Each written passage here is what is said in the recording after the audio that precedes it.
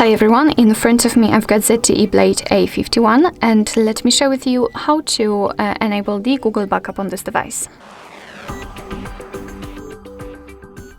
So let's start with opening the settings and then scroll down to the very bottom to find the system. Now let's tap on backup. And of course, if you've got your Google account currently added to the device, you will be able to simply pick it from the list. If not, we have to do it right now. So let's tap on Add Account and make sure that you've got the internet connection. It is required for this operation. You can use the Wi-Fi or mobile data, up to you.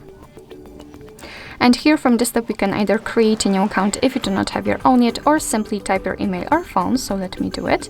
And a quick disclaimer, you do not have to enter the full email address, just the very first part of it before the @ symbol, and try not to make any mistakes.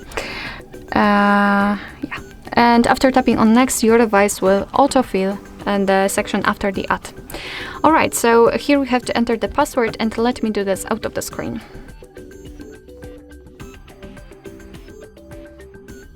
Okay, let's tap on next. Here we've got Google Terms of Service and Privacy Policy, so simply tap on it and you will be able to read everything. Just tap on I agree.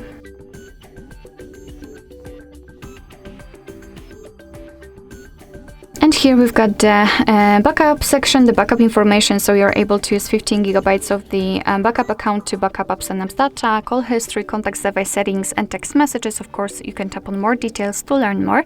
Your device will backup the data automatically, stored securely, and you can manage it whenever you want to. So just tap on Turn On. And here we've got another backup section, so you can check how much space you've got left. You can manage the storage, so for example, remove some unnecessary files. Here you've got the backup details, so you can check what has already been backed up, and the advanced settings. And I highly recommend to keep this option turned off, because thanks to this, your device will backup the data only with the usage of the Wi-Fi, and you will not be charged for accessing the limit, for example, if you will use the mobile data. Alright, to finish everything, simply tap on backup now, and as you can see, your device is backing up the data. Alright, so that will be all. Thank you so much for watching. I hope that this video was helpful, and if it was, please hit the subscribe button and leave the thumbs up.